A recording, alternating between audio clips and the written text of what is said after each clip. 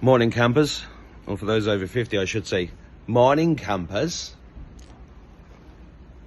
Heidi hey. So, I was just thinking about Donald Trump's urgent message in December, where he basically shilled everybody and came out with the sale of his NFTs, which of course got loads of rah, rah, rah, rah, rah, rah, from people.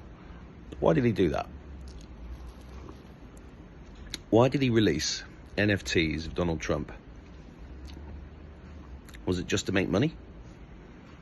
Well, I bought a load and got invited to Mar-a-Lago actually for dinner in a couple of weeks, but I've turned it down because of other commitments. Plus, I bumped into Donald Trump and his son Eric in Ireland earlier in the year, and I made a film about it, which is called The Quest for Trump, which you can find on theMarkAttwoodShow.com or on Rumble or Bitchute or my Telegram or Twitter.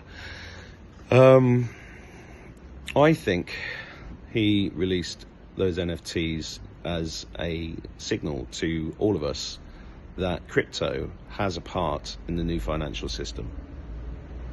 There's going to be people now going, crypto is evil, Bitcoin was created to child traffic people and stuff like that.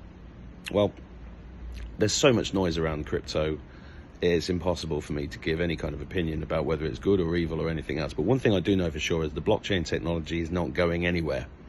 In fact, I think it's fundamental to our future.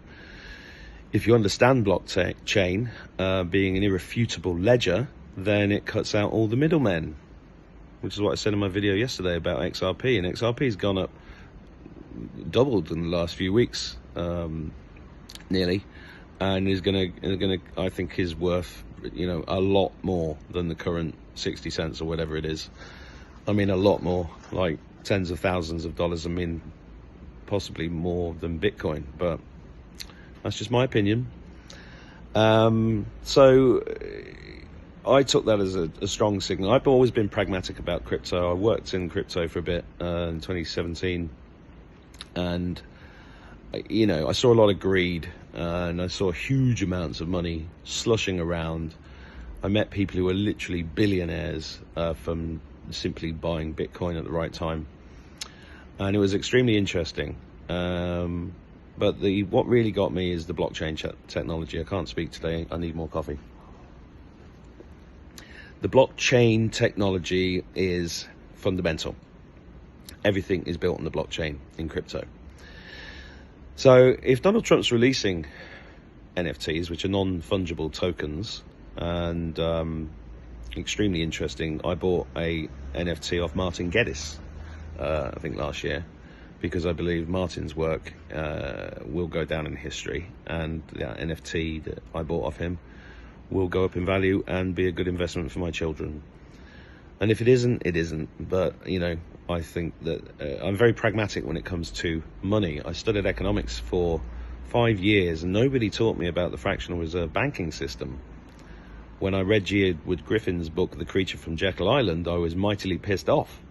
What they did do at Manchester Polytechnic, where I studied economics for 3 years, is teach me all about relative surplus value and tried to get me to mathematically break down Das Kapital by Karl Marx. You see, this communistic nonsense, and Karl Marx was a satanic poet, by the way. I believe he was a Rothschild agent, and I believe that Das Kapital was written to create communism, to be used as a backbone for communism, because communism was always part of the Khazarian mafia stroke Sabbatean death cult's plan for domination and destruction of the planet, which we're seeing play out in front of our very eyes right now.